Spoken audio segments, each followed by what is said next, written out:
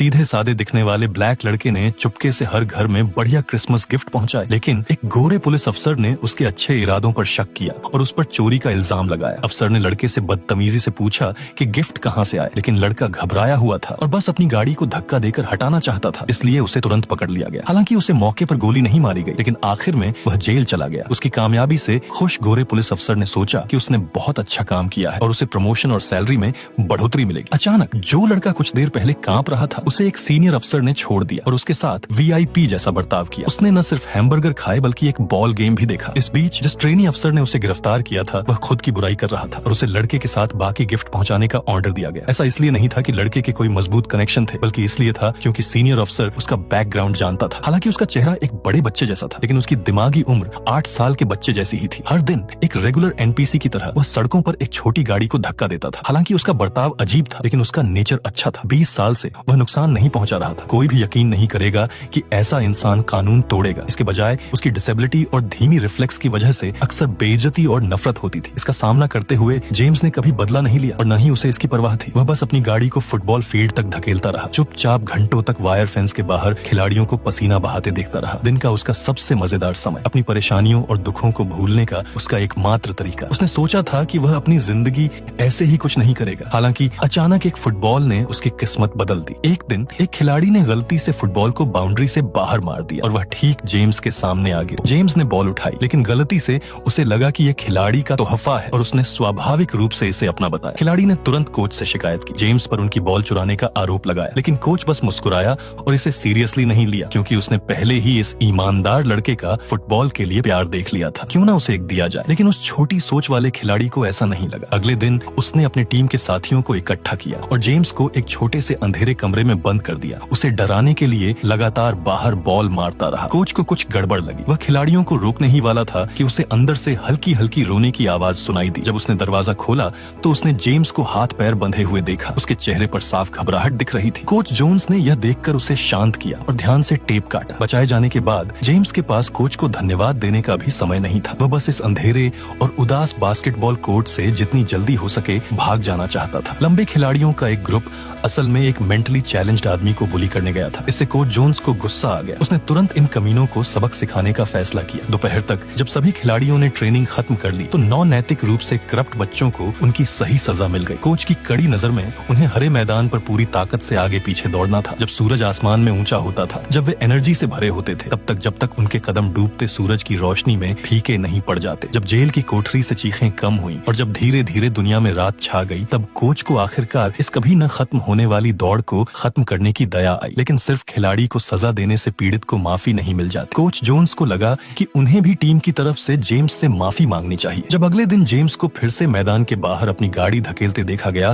तो कोच तुरंत उससे माफी मांगने के लिए उसके पास जाना चाहते थे, लेकिन जेम्स ने पहले फुटबॉल लौटा दी। शायद अभी भी बुरा लग रहा था। कोच ने उसे टीम में शामिल होने के लिए बुलाने का फैसला किया। तुम उसे प्रैक्टिस में क्यों नहीं लाते? मुझे तुमसे कुछ करवाना है, शायद तुम हमारी मदद कर सको। कोच के सच्चे बुलावे पर भी जेम्स ने कोई जवाब नहीं दिया, क्योंकि उसका डर कम नहीं हुआ था। उसे फिर से ऐसा नुकसान होने का डर था जिसकी भरपाई नहीं हो सकती। डरे हुए होने के बावजूद जेम्स हर दिन दूर से चुपके से खिलाड़ियों को ट्रेनिंग करते हुए देखता था। एक दिन कोच ने जेम्स को फिर से बार्ड के पीछे से गेम देखते हुए पाया। उसने हैमबर्गर और कोक देकर उस काले लड़के की इच्छा पूरी की और जेम्स को अपना कीमती रेडियो भी दिया, जो उसे बहुत पसंद था, क्योंकि यह उसे मिला पहला तोहफा था। अगले दिन कोच जोन्स जेम्स को ग्रीन फील्ड में ले गए। कोच ने जेम्स को अपना असिस्टेंट कोच बनाया और खिलाड़ियों को खास तौर पर हिदायत दी कि वे आपस में अच्छे से मिलें और उसे परेशान करने की कोशिश न करें। हालांकि कोच ने वह सब कुछ किया जो वह कर सकता था, फिर भी कुछ खिलाड़ी जानबूझकर उसे परेशान करते थे जब कोच आसपास नहीं होता था। लेकिन इसके बावजूद जेम्स बहुत खुश था। जब उसे परेशान करने वाला एक खिलाड़ी गलती से जमीन पर गिर गया तो उसने न केवल कोई नाराजगी नहीं रखी, बल्कि जल्दी से उस खिलाड़ी को उठाया, माफी मांगी और उसे हिम्मत देने के लिए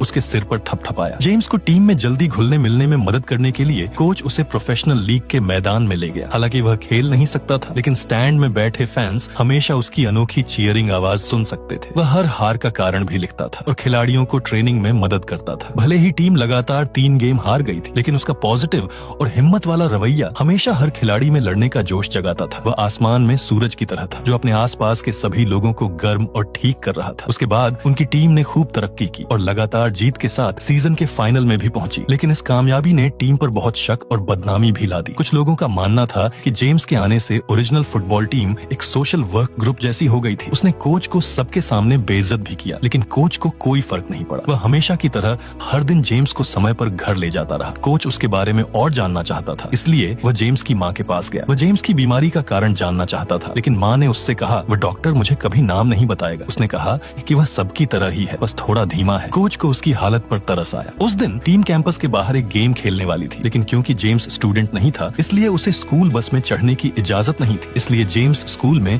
अकेला रह गया। हालांकि उसका दिमाग सिर्फ 5 साल के बच्चे जैसा था, लेकिन फुटबॉल के लिए उसका प्यार किसी भी आम इंसान से कम नहीं था। बारिश रात तक जारी रही। जेम्स घर नहीं गया। उसने रेडियो चालू किया और टीम का गेम सुना। हालांकि वह खुद टीम के लिए चीयर नहीं कर सका, लेकिन उसने दूसरे तरीके से चीयर किया। वह टीम के साथ रहा, भले ही वह हमेशा बुरी तरह हार गया।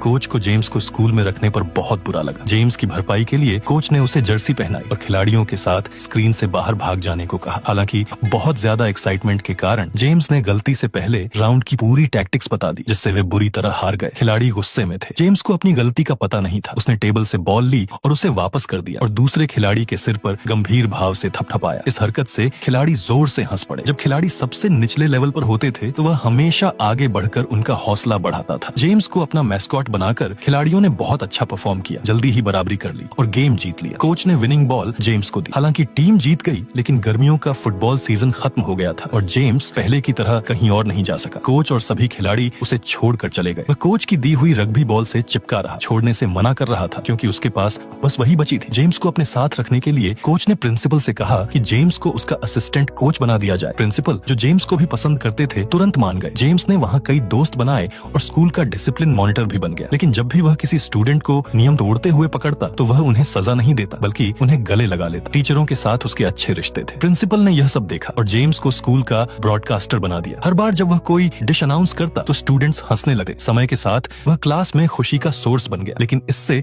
उसके क्लासमेट्स नाराज हो गए। इसलिए उन्होंने जेम्स को धोखे से लड़कियों के लॉकर रूम में ले गए। वह उन्हें सीधे देखने से भी डरता था। इससे जेम्स का मासूम दिल पूरी तरह टूट गया। वह सबके साथ प्यार और ईमानदारी से पेश आता था, लेकिन बदले में उसे जो मिला वह ऐसा धोखा और चोट थी जिसे ठीक नहीं किया जा सकता था। कोच जानता था कि जेम्स इतना बुरा काम नहीं करेगा और उसने उससे पूछा कि उसे किसने उकसाया था, लेकिन अब भी उसकी अच्छाई ने उस गुनहगार को बचा लिया। भले ही उसने उन्हें धोखा नहीं दिया था, कोच अच्छी तरह जानता था कि यह किसने किया था। उसने गुनहगार को ढूंढ निकाला, उसे कड़ी फटकार लगाई गई और फुटबॉल गेम्स में हिस्सा लेने से बैन कर दिया गया। इस घटना के बाद स्कूल बोर्ड को लगा कि इससे स्कूल की रेप्यूटेशन खराब हुई है और वे जेम्स को निकालना चाहते थे। लेकिन जैसे ही एक प्रॉब्लम आई, दूसरी आ गई। जेम्स की माँ की अचानक हार्ट अटैक से मौत हो गई। अब जेम्स पूरी तरह से अनाथ हो गया था। जब कोच आया तो जेम्स जमीन पर घुटनों के बल बैठकर फूट फूट कर रो रहा था। उसने अपनी माँ की फोटो उठाई, बार बार उनकी मरते हुए कही बातें दोहराई। कोच को समझ नहीं आ रहा था कि जेम्स को कैसे दिलासा दे, इसलिए वह बस उसे कसकर पकड़ सकता था। उसे गर्मी महसूस कराने की कोशिश कर रहा था। घर जाते समय कोच ने अपनी बेटी को एक ऐसा राज बताया जो उसने पहले कभी किसी को नहीं बताया था। उस घटना ने उसे अब तक दोषी महसूस कराया। शायद इसीलिए उसने जेम्स की मदद की। यह दिन जेम्स की किस्मत का फैसला करने वाला था। स्कूल बोर्ड का रवैया पका था। कोच भी अच्छी तरह जानता था कि जेम्स के पास जाने के लिए और कोई जगह नहीं है। उसने कहा कि वह जेम्स को रखने के लिए कुछ भी करेगा। दूसरी तरफ पेरेंट्स भी एक मीटिंग के लिए इकट्ठा हुए। इस बार उन्होंने कोच को इन्फॉर्म नहीं किया और वोटिंग करके जेम्स को स्कूल से निकालने की कोशिश की। खुशकिस्मती से प्रिंसिपल ने कोच को पहले ही इन्फॉर्म कर दिया था। उसका रवैया पक्का था, या तो जेम्स को रखो या जेम्स के साथ चले जाओ। हमारे पास एक नौजवान है। हमें उम्मीद नहीं थी कि जिस नौजवान से हम पहली बार मिले थे वह अब सुबह प्रमोशन कर रहा है। उसी नौजवान ने कल एक फुटबॉल लेटर भेजा था, लेकिन वह उसे कभी नहीं पहनता क्योंकि वह कपड़े पहनता है, क्योंकि मैं जूते पहनता हूँ। अब हम उससे पूछ रहे हैं। आप जानते हैं, कुछ लोगों को पता नहीं होता या उन्हें परवाह नहीं होती। वह हमेशा हमारे साथ अच्छा बर्ताव करता है, इसलिए हम उम्मीद करते हैं कि हम एक दूसरे के साथ अच्छा बर्ताव कर सके। लेकिन मुझे पता है कि कुछ चीजें होनी है, मुझे पता है कि कुछ बदलाव होने हैं। माफ करना। इसीलिए मैंने नीचे जाने का फैसला किया। कुछ महीने बाद जेम्स स्कूल से ऑनर्स के साथ ग्रेजुएट हुआ। जैसे ही वह पोडियम पर खड़ा हुआ, नीचे बैठा कोच उससे भी ज्यादा खुश था जितना उसने खुद नेशनल चैंपियनशिप जीती हो। उसे जेम्स पर गर्व था। उस समय मुझे लगता है कि कोच से ज्यादा खुश कोई नहीं था। प्रिंसिपल ने भी एक छूट दी और जेम्स को अगले साल एक स्टूडेंट के तौर पर स्कूल लौटने की इजाजत दे दी। वह चाहे कितने भी दिन रहना चाहे, इस बार कोई उसे बाहर नहीं निकालेगा। 26 साल बाद तक जेम्स अभी भी लड़कों के साथ इस हरे भरे मैदान में दौड़ रहा था। वह स्कूल का सबसे इज्जतदार कोच भी बन गया।